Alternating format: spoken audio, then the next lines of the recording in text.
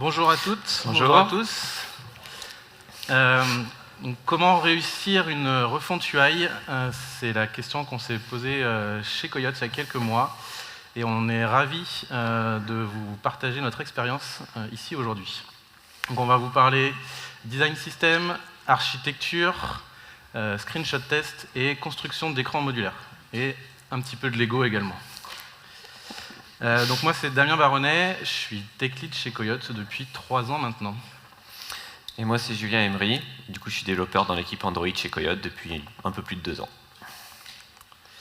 Donc Coyote, vous connaissez peut-être un peu le nom, mais vous connaissez peut-être pas tout ce qu'on fait.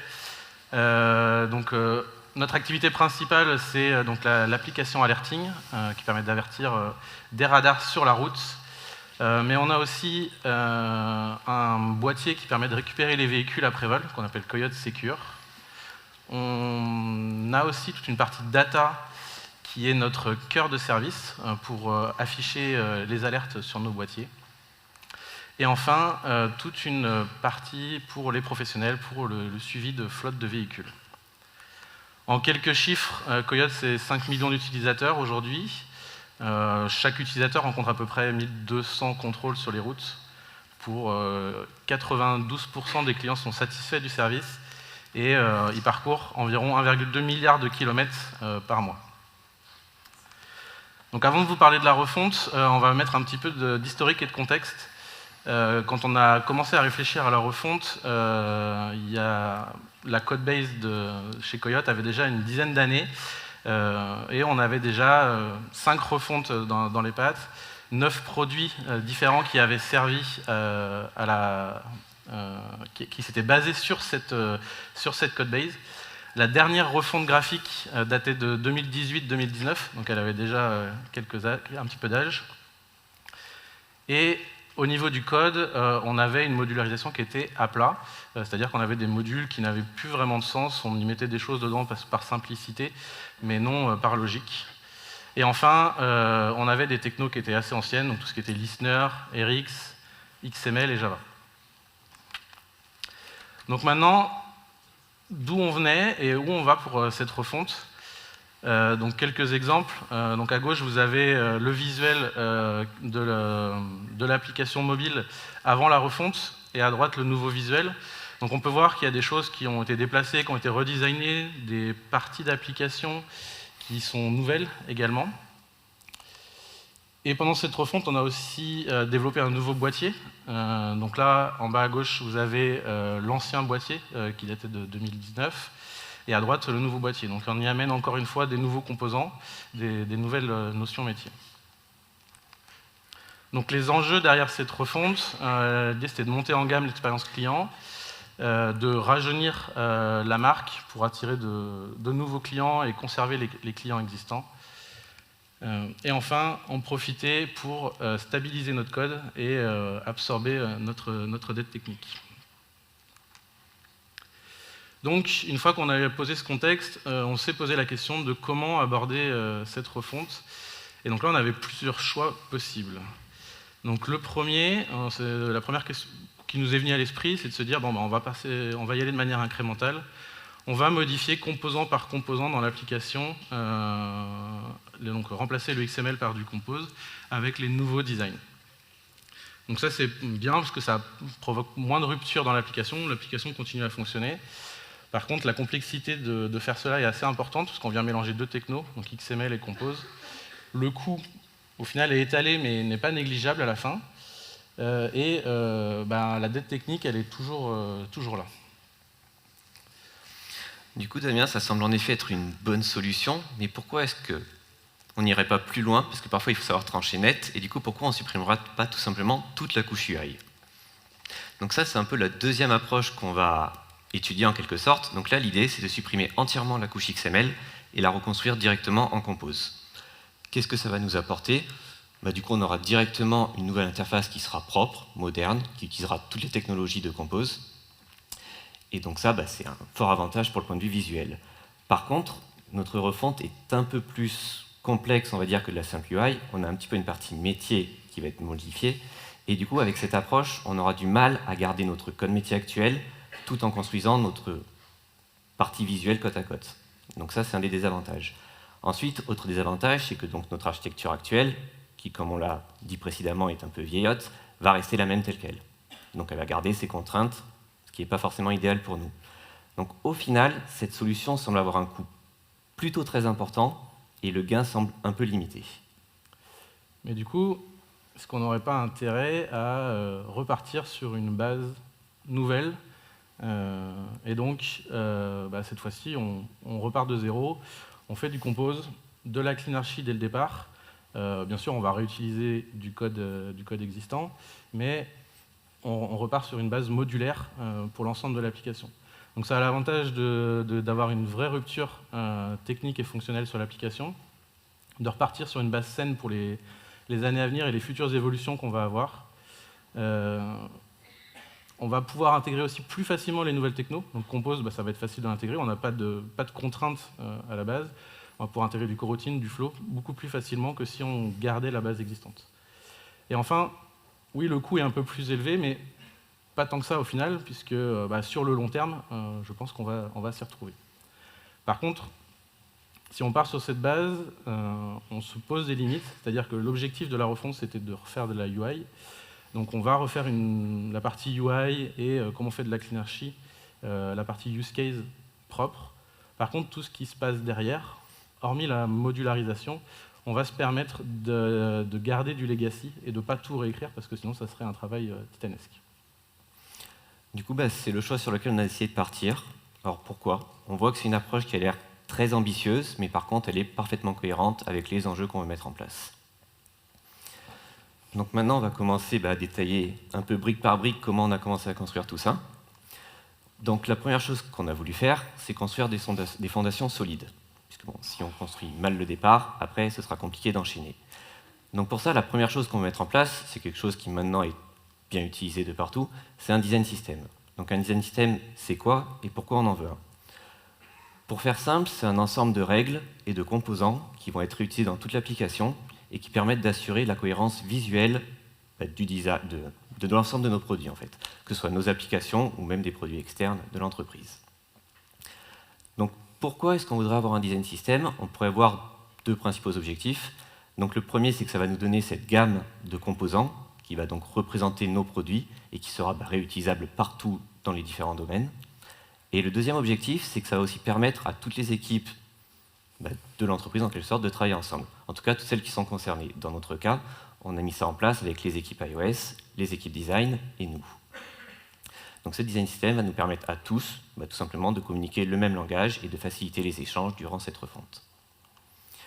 Donc comment on commence le design system? Donc on va commencer par poser ce qu'on va appeler les premières briques, ce sont les tokens. Les tokens, c'est un peu ce qu'on peut voir comme les composants clés du design system.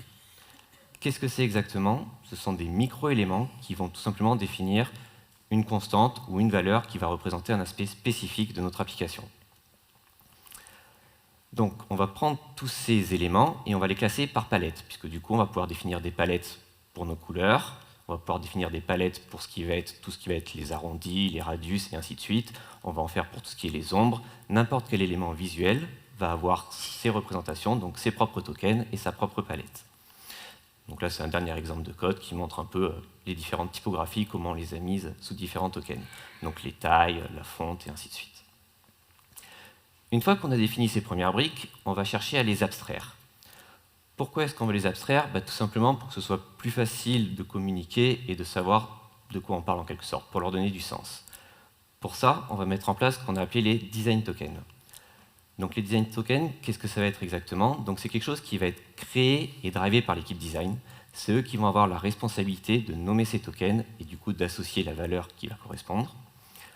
Donc pourquoi on les a mis en place? Disons que ça va nous permettre plus simplement, comme voulu en fait, de communiquer avec les équipes design. Les équipes design vont nous fournir des maquettes, comme on voit à l'exemple. Ces maquettes vont être découpées en différents tokens, design tokens. Et ainsi, nous, les développeurs, que ce soit côté iOS ou Android, on pourra directement savoir de quoi on parle quand on va chercher une couleur, une typographie ou quelque chose comme ça. Un autre gros avantage de ces design tokens, ça va être au niveau de la gestion des couleurs. Donc là, par exemple, sur la maquette, on peut voir qu'on cherche pour la couleur de fond, donc on va chercher, ça va être un background qui va être un secondary variant. Donc on va avoir pour toutes nos couleurs des palettes, à nouveau, qui vont être définies, avec du coup des couleurs sémantiques. Donc les couleurs sémantiques, pourquoi? Tout simplement pour donner du sens à nos tokens, à nouveau, histoire qu'on puisse facilement les identifier. Donc on va avoir des backgrounds qui vont être sous des interfaces, des backgrounds qui vont être utilisés dans d'autres cas. Ça nous permettra plus facilement de savoir qu'est-ce qu'on veut et comment on veut l'utiliser. Un autre avantage des tokens, on va dire, des design tokens pour les couleurs, c'est qu'on va directement avoir cette gestion de thèmes dark et light, puisqu'on va directement à un token associer les deux couleurs. Donc ça permettra aussi d'uniformiser et de simplifier tout le process. Et du coup, la dernière colonne, c'est quelques exemples de naming qu'on a sur nos tokens, tout simplement pour les retrouver. Du coup, maintenant, on a toutes nos premières briques en place, et maintenant, on va chercher un peu à les trier pour pouvoir les utiliser plus facilement. Donc là, on va mettre en place le thème de notre application. Donc le thème, très simple, on va d'abord se baser sur celui de Material Theme, donc celui de Google, et on va utiliser la composition locale pour venir appliquer tous nos design tokens pour qu'ils soient rendus accessibles à tout le reste de l'application. Donc on aura un thème de base, qui sera notre copilote thème, qui va pouvoir ensuite être réutilisé par nos différents produits. Pour ça, du coup, on va utiliser l'encapsulation de thèmes. Donc là, par exemple, on a vu qu'on allait commencer à créer un nouveau boîtier. Donc on va avoir notre boîtier qui aura son propre thème, qui va venir encapsuler le thème de base. Et grâce à la composition locale, on va pouvoir venir réécrire certaines palettes en quelque sorte, et du coup associer un comportement précis à telle ou telle application. Dans l'exemple ici, par exemple, pour le boîtier, on va voir que la taille maximum des boutons va être différente de celle du thème de base. Donc grâce à la composition locale, on peut facilement réécrire ces données.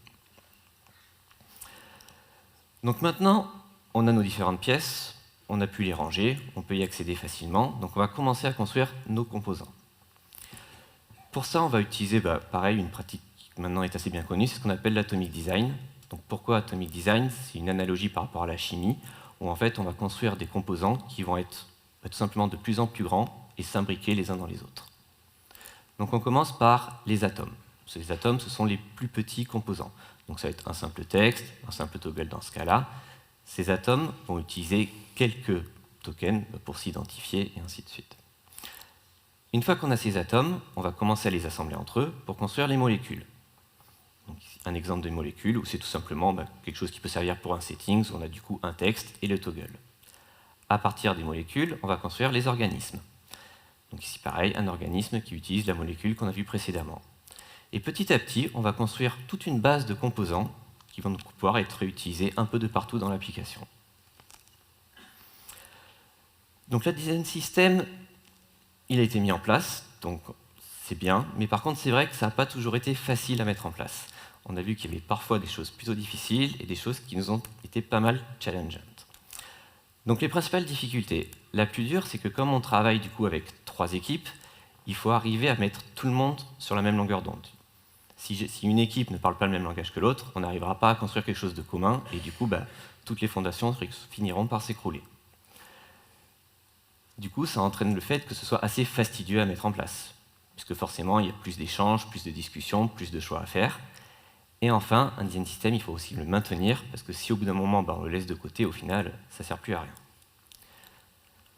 On a aussi vu quelques limites à ce principe, on va dire. Comme on utilise des technologies iOS et Android, ça a parfois été compliqué de savoir exactement comment organiser certains composants, puisque les technologies étant différentes, on ne peut pas forcément y avoir le même découpage. Pardon. Et enfin, la dernière limite, qui est peut-être la plus compliquée en fait, c'est savoir trouver la limite entre qu'est-ce qu'on va mettre dans ce design system et qu'est-ce qui sera plutôt un composant qui sera uniquement propre à un aspect spécifique de notre application et qui du coup n'a aucun sens à finir dans le design system. Donc ça, c'est un peu une ligne à trouver à chaque fois, et donc des discussions et des choses qui se mettent en place. Mais par contre, ce design system, ça nous a quand même apporté au final beaucoup plus. Première chose, c'était le but du design system. Maintenant, on a une cohérence dans le design de toutes nos applications. Elles utilisent toutes les mêmes bases, les mêmes tokens, donc du coup, on s'y retrouve facilement. Deuxième chose, on a maintenant une gamme de composants qu'on va pouvoir réutiliser partout dans notre application. Le design system, il est facilement agrandissable, on peut très bien ajouter des composants et on peut très bien les modifier facilement aussi, en simplement changeant les tokens. Un autre point du coup important, c'est que ça nous a permis quand même au final de travailler tous ensemble avec les différentes équipes et donc d'apporter plus de collaboration sur ce projet. projet. Et enfin, c'est une chose qui n'est pas négligeable, c'est qu'avec tout ce design system, on se retrouve avec un catalogue de composants qui nous permet d'avoir un rendu visuel très rapide, en gros, de tous les principes de notre application, en quelque sorte. Tout ce qui va ressortir et qui va être visible pour les autres, on pourra avoir un catalogue complet. Donc voilà, maintenant on a nos briques, elles sont en place, elles sont triées dans des boîtes, mais maintenant, qu'est-ce qu'on en fait? Est-ce qu'il ne nous faudrait pas un plan de montage? Eh bien si, effectivement, maintenant on va parler un petit peu d'architecture et pour justement construire ce plan, cette architecture, on va partir des contraintes qu'on avait lors de cette refonte et on va y apporter des solutions et ça va nous permettre de construire de manière incrémentale cette architecture. Donc la première contrainte qu'on a chez Coyote, ce sont nos écrans roulants. Par exemple, si on prend l'écran mobile, on peut y voir qu'on a beaucoup de fonctionnalités sur cet écran. Donc, par exemple, on va avoir les instructions de navigation, le panneau d'alerte actuellement en cours, la progression dans cette alerte, une carte, une vitesse limite, vitesse courante et des informations de navigation. Il y a d'autres fonctionnalités qu'on ne voit pas toutes ici, mais il y en a encore d'autres. Si on prend le boîtier, c'est la même chose. On va y retrouver donc, du coup, les informations d'éclaireur, la vitesse courante, vitesse limite, un panneau d'alerte, la progression dans l'alerte qui est différente de celle du mobile, et du vocal. Donc on voit que sur un même écran, on a beaucoup de fonctionnalités, et il ne serait pas judicieux de tout regrouper dans une seule brique, ça serait fastidieux. Donc pour répondre à cette contrainte, on a découpé notre architecture en features. Donc en haut de notre architecture, on a les applications. Donc aujourd'hui, on en a 3. On a le mobile, le Coyote Max qui est notre boîtier, et tout ce qui touche à la voiture, donc notamment Android Auto. En dessous de ça, on va retrouver des modules par feature, donc feature métier. Donc par exemple, tout ce qui est dans Account, on va mettre tout ce qui touche au login, au profil de l'utilisateur. Dans Alerte, ça va être tout ce qui va être les panneaux d'alerte, les progressions dans l'alerte, et ainsi de suite. Et enfin, tout en bas, on retrouve notre design system et d'autres briques techniques. Maintenant qu'on a cette première base, voyons la deuxième contrainte. Donc cette fois-ci, c'est des contraintes visuelles. On va avoir des composants qui ont la même fonction, mais qui ont des représentations différentes. Par exemple, si on prend le panneau de vitesse, aujourd'hui on a 4 représentations différentes. On va avoir donc le premier en haut à droite qui est le panneau qu'on va retrouver sur la carte pour le mobile. En dessous, on a toujours sur le mobile, mais on a un mode un petit peu différent qui n'a pas de carte, donc le mode expert. En haut à droite, c'est ce qu'on retrouve sur notre boîtier. Et enfin en bas, le panneau de vitesse pour Android Auto. Un autre exemple, cette fois-ci sur un écran complet. Donc le menu, donc 2 fonctionnalités identiques entre le mobile et le boîtier, mais des représentations différentes pour les 2 devices. Donc, pour répondre à cette problématique, on repart de notre schéma initial, on y applique un petit peu de CleanArchi, donc avec le découpage présentation, domaine, data, et on va découper notre module présentation par usage. Donc, par exemple, pour la recherche, on a 2 écrans distincts, donc un sur Android Auto qui a ses propres contraintes, un sur mobile. Donc on va créer 2 modules séparés, un module car pour l'écran Android Auto, un module mobile pour l'écran mobile. Et enfin, un 3e module qu'on a appelé Commons, qui va regrouper la logique commune entre les deux, donc notamment, une fois, ce sont les view models et les states. Un 2e exemple avec la vitesse, donc pareil, une représentation pour la voiture, donc un module mobile device dans lequel on va mettre les 3 panneaux de vitesse, donc qui sont ceux du mobile et ceux du boîtier, parce qu'ils sont très proches. Et encore une fois, un module Commons. Un dernier exemple, cette fois-ci sur les settings. Donc là, pour le coup, ce sont 3 écrans distincts sur toutes nos apps.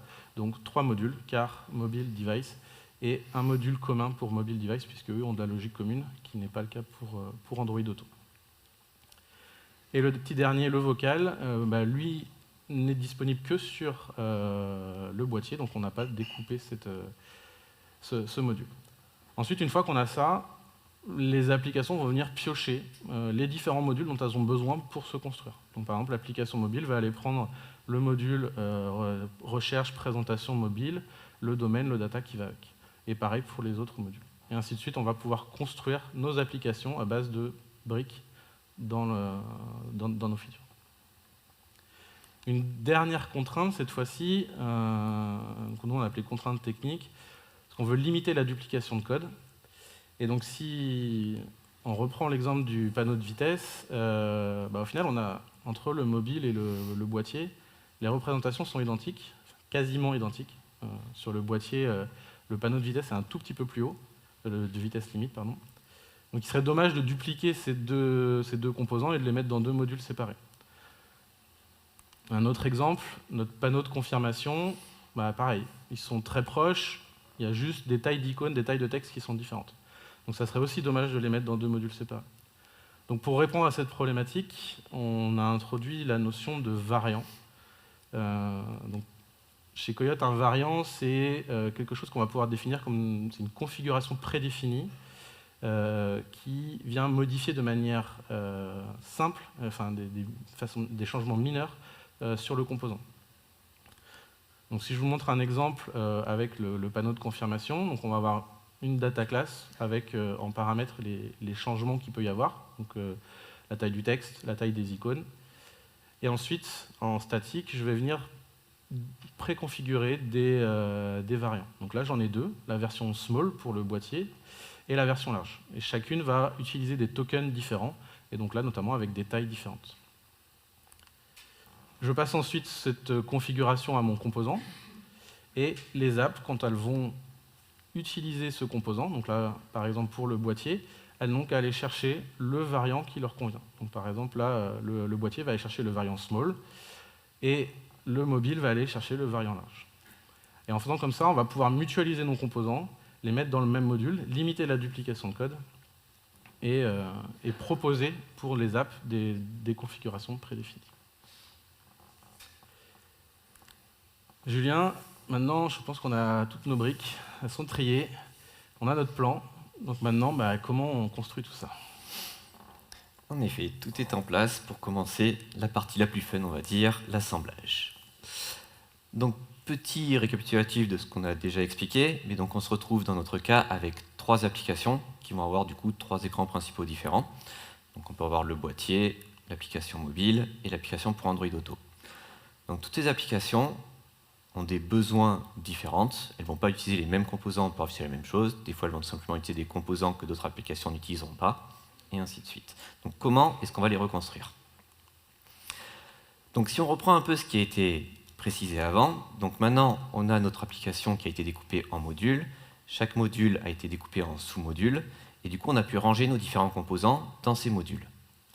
On a aussi la partie core, on va pouvoir piocher directement des éléments dans le design system. Et du coup, comme vient de le dire Damien, à partir de là, on va reconstruire nos écrans tout simplement en piochant dans chaque feature le composant qui nous intéresse. Donc, par exemple, dans la feature map, on va récupérer la carte. Et ainsi de suite, la navigation. Pour les alertes, du coup, on va récupérer le panneau d'alerte, ce qu'on appelle la loupe. Et petit à petit, dans notre cas, on est dans l'application mobile, donc on va taper dans tous les modules mobile ou mobile device selon s'ils sont combinés, pour piocher nos bons composants. Design system, pareil, on peut y accéder directement, on prend les composants qui nous intéressent. Et petit à petit, on assemble nos écrans. On peut faire de la même manière pour le N4. Donc là, on a vu par exemple que pour le split panel, on a, comme l'a montré Damien, des légères différences, mais par contre, on est dans le même module, donc on les récupère au même endroit. Le panneau d'alerte, lui, c'est le même. Et voilà, on a différents composants qui se reconstruisent. Donc en pratique, comment ça marche? Donc on va rentrer un peu plus dans le code maintenant pour montrer un peu les choses. Donc l'organisation des modules. Donc là on a découpé en module feature, en sous-modules. Là on va s'attaquer donc à cette partie sous-module. Donc on va avoir un module commons généralement qui va regrouper du coup tout ce qui va être commun à une feature. Donc ici on aura principalement ce qui va être viewModel et state, tout ce qui va gérer la data qui sera donc transmise après aux différents composants. En parallèle à ce module commons, donc dans le cas, ici on va prendre l'exemple du split panel, dans le cas du split panel, donc on a vu qu'il était différent pour Android Auto, du coup on va avoir son propre module car qui va définir comment se comporte ce composant. Et de même en parallèle, petit problème technique, Et du coup, en parallèle, on aura aussi le module Mobile Device qui, lui, va reprendre tous les composants qui seront liés soit au mobile, soit au device. On a vu qu'ils étaient assez proches, et c'est juste la notion de variant qui va les séparer. Donc maintenant, on va voir ça un peu plus au niveau de l'écran. Donc là, on met en parallèle la construction de l'écran mobile carte avec la construction de l'écran du boîtier. Donc première étape, on va injecter les viewModels. Donc pour ça, on va tout simplement utiliser Coin pour les récupérer. Une fois qu'on a le viewModel, on va récupérer tous les UI states associés à ces viewModels, donc qui vont contenir toutes les datas. On va transférer ces UI states petit à petit à notre composable qui va construire nos composants. Et du coup, dernière étape, on va piocher nos composants, on leur donne les UI states, et ainsi de suite, on va pouvoir construire tous nos écrans. Donc là, si on regarde l'exemple un peu plus en détail, on voit que par exemple, pour la speed, donc comme on a vu précédemment, donc c'est le user speed, on va utiliser le même composant user speed, par contre là on va lui mettre une config différente. Pareil, pour les alertes, on voit que dans le cas de la carte, on va plutôt utiliser la notion de focus bar, qui est la loupe, et pour le boîtier, on utilisera la notion de forecast. Et enfin, dernière chose intéressante, c'est qu'on peut voir par exemple que côté mobile, on a un élément de plus qu'on n'a pas du tout de l'autre côté, c'est la carte. Donc de cette façon, on peut vraiment reconstruire tous nos écrans de manière totalement modulaire, en prenant les briques qu'on a besoin et en les assemblant. Donc qu'est-ce que tout ça, ça nous a apporté? C'est simple, déjà, on a vu que les écrans étaient très simples à créer. On a juste à prendre les briques et à les mettre. Si on étend un peu ce principe de facilité, on peut aussi très facilement créer de nouvelles applications. On a vu qu'on avait découpé des modules, le deuxième découpage se fait par type d'appareil, on pourrait très bien rajouter un nouveau type de boîtier qui aurait une représentation totalement différente de la vitesse limite par exemple, et on pourrait juste piocher dedans pour construire une nouvelle application. On se retrouve donc avec notre liste de composants qui sont tout simplement interchangeables très facilement. On peut très bien remplacer un élément par un autre. Si demain on veut que le forecast qu'on a vu sur le boîtier soit mis sur l'application sur l'écran carte, on peut très facilement le faire. L'écran principal se retrouve beaucoup plus simple, puisqu'au final tout le code qui permet de créer les composants se retrouve niveau module. Et enfin, ça permet d'avoir un code mieux découpé, mieux organisé, et du coup une maintenance beaucoup plus facile.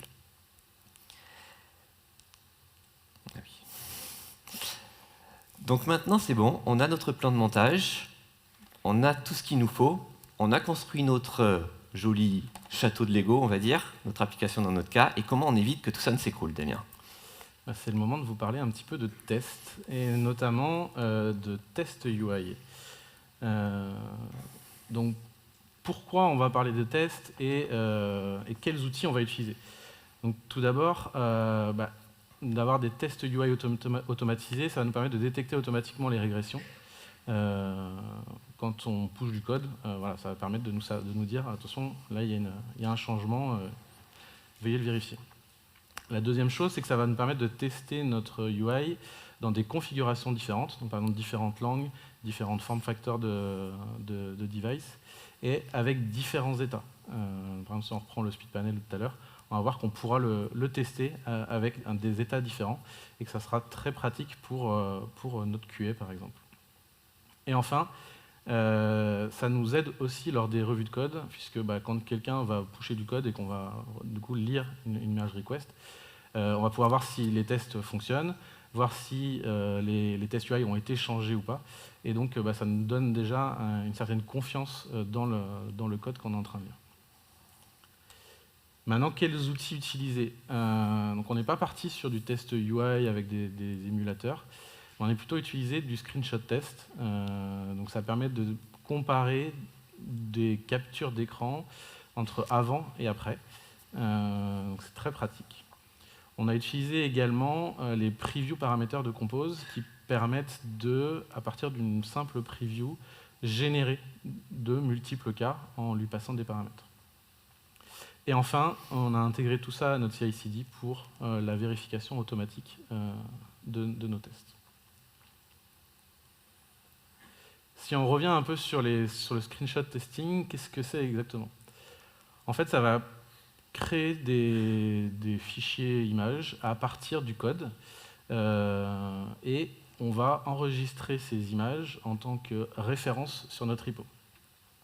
Donc une fois qu'on a enregistré ces images, quand on va mettre à jour le code et quand on va vouloir vérifier est-ce que mes tests passent toujours, ben, l'outil va régénérer les images à partir du code et les comparer avec la base de référence qu'on a enregistrée sur notre repo. Donc ça permet deux choses. La première, c'est que si ça passe, le test est OK, donc ça veut dire que j'ai pas fait de régression et c'est plutôt bien. Par contre, si j'ai une erreur, là encore une fois, deux possibilités. Soit c'est, effectivement, j'ai une différence visuelle, mais bon, c'est voulu, c'est une évolution. Donc là, je vais mettre à jour ma base de référence et je vais sauvegarder ma nouvelle référence sur mon repo pour les prochains tests. En revanche, si j'ai une erreur et que ce n'était pas souhaité, il va falloir que j'aille corriger le code pour faire en sorte que mes deux images coïncident et ainsi fixer le problème. Maintenant, je vais vous montrer un exemple qui va tous vous parler. Une montée de version compose et matériel, donc là avec la version d'août 2024 et la version de septembre 2024, et la version matérielle 1.2.1 vers 1.3.0. Donc on a juste mis à jour les libs, on a fixé ce qui ne compilait plus, et on a lancé nos tests UI. Et là on a commencé à avoir des composants qu'on avait écrits qui ne fonctionnaient plus, qui n'avaient plus le même rendu qu'avant. Par exemple notre loader. Donc à gauche, vous allez avoir là un exemple de rapport que nous donne l'outil de screenshot. Donc à gauche, c'est l'image de référence qu'on a sur notre repo. Au milieu, c'est l'image qui est générée par le code. Et à droite, la différence entre les deux. Donc là, typiquement, ce genre d'erreur, il faudra aller voir l'équipe design et leur demander est-ce que vous voulez ce nouveau loader, ces nouveaux changements. S'ils nous disent oui, on mettra à jour l'image de référence. S'ils nous disent non, il faudra modifier le code pour revenir à la version qu'on avait précédemment. Un autre exemple sur le toggle, donc cette fois-ci c'est un exemple un peu plus mineur. On voit que les arrondis ont été dessinés de manière différente. Donc là c'est typiquement le type d'exemple où on viendra mettre à jour l'image de référence parce que de toute façon on ne pourra pas y faire grand-chose. Et un dernier exemple, notre slider. Donc là on peut voir que le slider a vraiment changé. Il est plus gros, il y a de l'espace autour du rond du milieu. Donc là, il va falloir qu'on modifie notre slider pour revenir à la version qu'on avait précédemment et faire en sorte que nos deux screenshots coïncident. Donc ce qu'on peut voir à travers cet exercice, c'est que au final, ça permet de détecter des changements qui seraient difficiles à trouver. Là, ce sont des composants qu'on ne voit pas tous les jours dans notre application, qui peuvent être cachés dans des pages de settings. Et donc, quand on met à jour Compose, on a quand même des versions assez régulièrement. Retester, revérifier tout ça, c'est un peu laborieux. Là, avec les screenshot tests, du coup, en une commande, on peut voir les différences et c'est très très pratique. Et donc, du coup, s'il y a des différences, on apporte des correctifs ou non pour rester ISO. Maintenant, jusqu'où on va avec les tests de screenshot. Chez Coyote, on teste trois choses. La première, notre design system, ça nous a semblé le plus important, vu que c'est la base de notre code, tous nos composants se basent là-dessus. Donc on a testé l'ensemble de notre design system et l'ensemble des variants des composants de notre design system. Comme ça, on s'assure de la non-régression de ces composants, et que du coup, vu que toute l'application base dessus, ça fait déjà une première base très importante. Deuxième chose, on va pouvoir tester des composants complexes ou avec beaucoup d'états. Donc tout à l'heure, je vous parlais du speed panel. En fait, c'est un composant, par exemple, qui a beaucoup d'états. On va avoir le speed panel avec la vitesse en dessous de la limite, un tout petit peu au-dessus de la limite, beaucoup au-dessus de la limite, dans une alerte, en mode dark, en mode light. Et donc, du coup, ça fait déjà beaucoup de cas. Et si à chaque fois qu'on met à jour une lib, qu'on modifie ce composant, la QA doit retester l'ensemble de ces cas, c'est assez laborieux. Alors que là, avec les screenshot tests, ça permet de le faire assez rapidement et assez simplement. Et une dernière chose, on a été jusqu'à tester des écrans complets, et notamment nos écrans complexes, les écrans roulants. C'est des écrans qui regroupent beaucoup de composants, comme on a vu, qui ont beaucoup de layout. Et donc du coup, ça nous a semblé plus simple, pour un effort qui n'était pas très fort, de tester ces écrans, et de multiplier au final les cas utilisateurs qu'on pourrait avoir en production. Donc là, nos écrans roulants de nos boîtiers et du mobile sont testés avec les screenshot tests. On a été un tout petit peu plus loin pour permettre de partager ces screenshots avec notre équipe design et notre équipe produit. On a mis en place un outil qui permet de générer des fichiers Markdown sur notre repo pour permettre de visualiser directement ces screenshots. Et c'est très pratique parce que du coup, quand on a besoin de parler d'un composant et d'un état particulier d'un composant, on peut aller le visualiser directement sur notre repo. Le design, le produit sont autonomes aussi pour le faire. Et en un coup d'œil, on peut voir les différents états. Voilà, je pense qu'on a fini notre tour. Maintenant, je vais laisser Julien vous faire un petit retour d'expérience sur tout ça.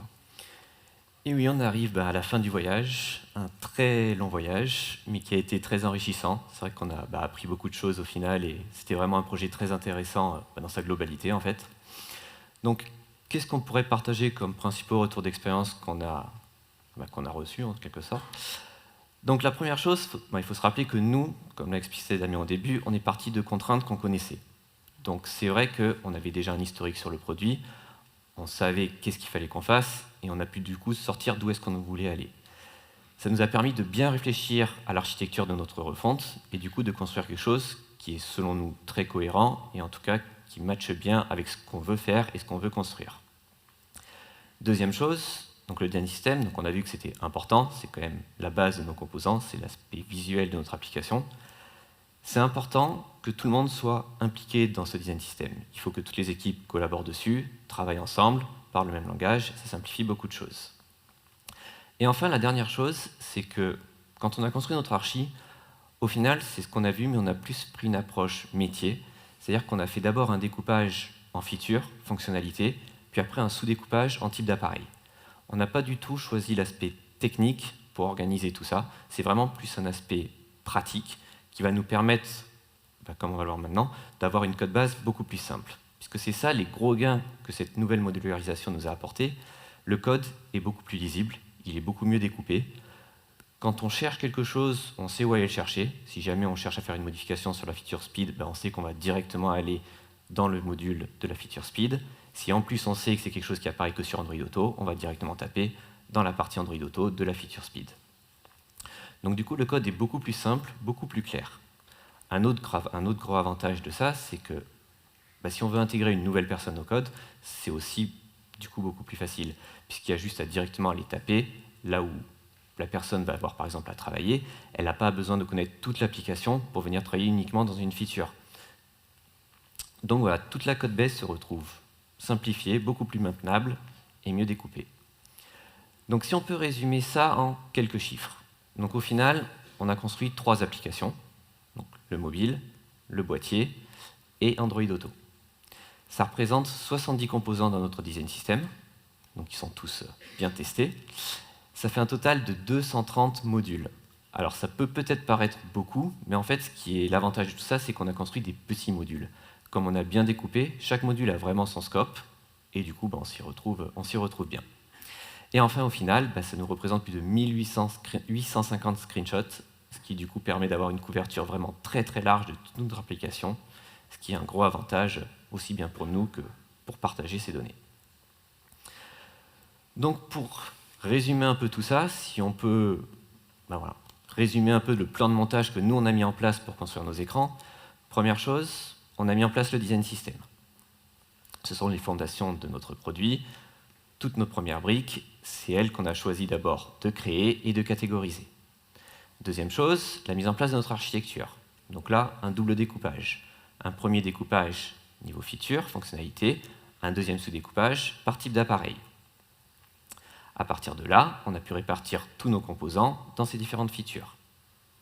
Et ensuite, le moment de reconstruire nos écrans. Donc là, c'est l'assemblage de toutes les briques.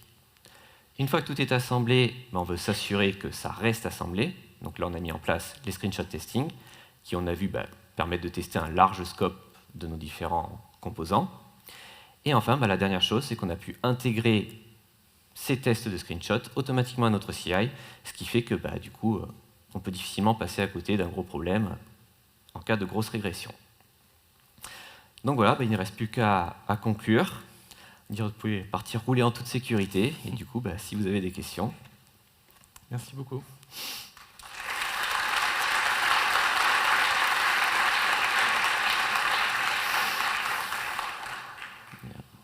Bonjour, merci pour la présentation. Et j'aimerais savoir, en termes de développeurs impliqués et de durée en fait, totale du changement, ça vous a pris combien de temps et niveau ressources du coup voilà. Du coup, le projet total de refonte s'est étalé sur quasiment 2 ans, on va dire. Mais il faut savoir qu'on a découpé les choses. On a sorti au bout d'un peu plus d'1 an le boîtier à part entière. Et à partir de là, on a pu se concentrer sur développer uniquement les fonctionnalités qui étaient propres au mobile. Et au niveau de l'équipe, on avait une équipe d'une 15aine de développeurs pour la partie Android, pour gérer les deux projets. Merci. Merci pour la présentation. J'adore beaucoup le concept de feature par module que j'utilise également. Par contre, je me demandais pourquoi aussi avoir fait le choix de faire une modularisation en fonction de votre type d'appareil, donc car mobile, etc. Et ne pas avoir utilisé flavor variant. Alors, parce que du coup, ça nous permet de construire au niveau du module et d'isoler le code et à la fois les dépendances également au sein du même module. C'est-à-dire on ne va pas mélanger dans un module du code qui n'a pas raison d'être ensemble. Par exemple, pour nous, le code boîtier et le code mobile, si on les sépare, c'est que ce sont deux choses différentes, deux représentations différentes.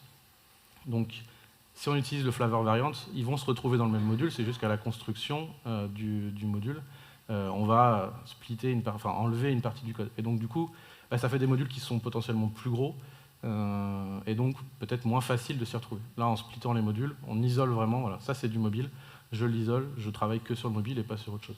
Quand on fait du mobile device, par exemple, quand on met des mobiles, on sait que là, on est en train de travailler sur les deux et que les deux vont être embarqués sur les deux plateformes qu'on a.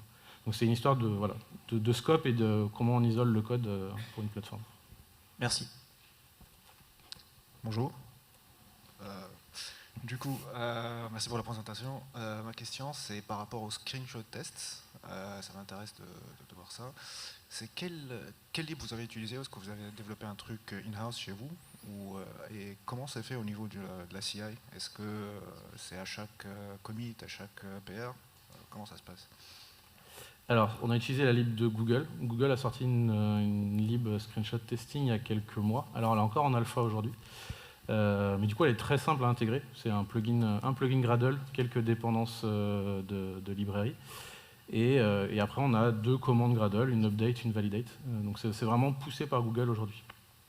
Ensuite, au niveau de la CI, effectivement, c'est à chaque push sur la CI, quand on build notre app, ça fait partie de nos jobs de quality, au même titre que les tests unitaires, les linters, etc. On passe les UI tests à chaque fois.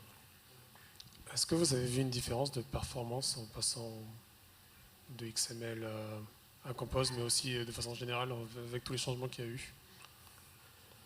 Je ne sais pas si on a fait l'exercice. Oui, c'est vrai qu'on n'a pas cherché à comparer. Performance en tout cas, niveau développement, oui, parce que c'est quand même beaucoup plus simple qu'avant. Après, performance technique, c'est vrai qu'on n'a pas fait on n'a pas cherché à faire les comparatifs. En fait, comme fonctionnellement, les écrans, ils ont changé aussi. C'est tout à fait la même chose. Donc, on comparerait peut-être pas forcément la même chose. En tout cas, à l'usage, ça se ressent. Enfin, on n'a pas ressenti de perte ou de gain. Voilà, ça reste une application qui fonctionne bien.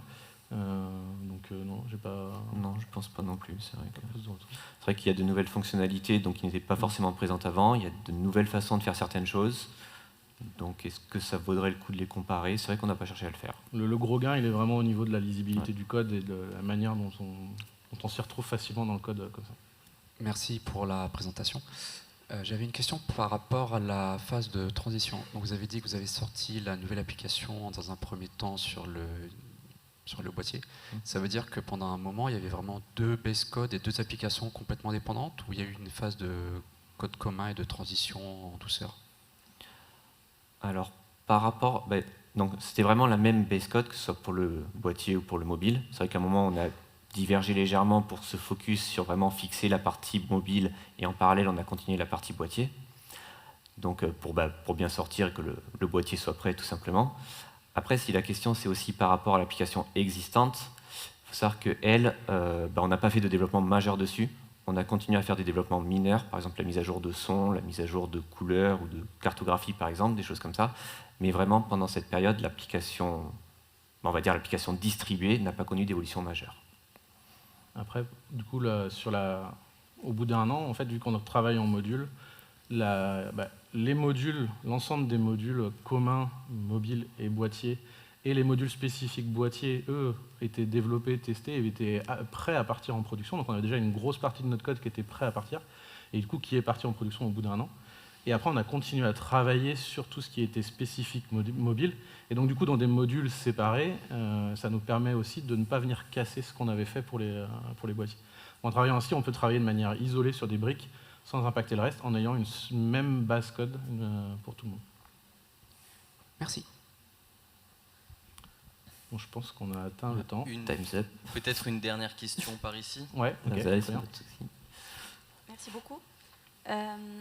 J'ai une question par rapport à l'automatisation des screenshot testing. Oui. De notre côté, on a intégré Screenshot il n'y a pas longtemps. Donc ma question pour vous, c'est quels sont les triggers exacts pour lancer le workflow de ces screenshots? Est-ce que c'est à chaque push ou est-ce que vous avez travaillé pour optimiser ça? Et si oui, comment?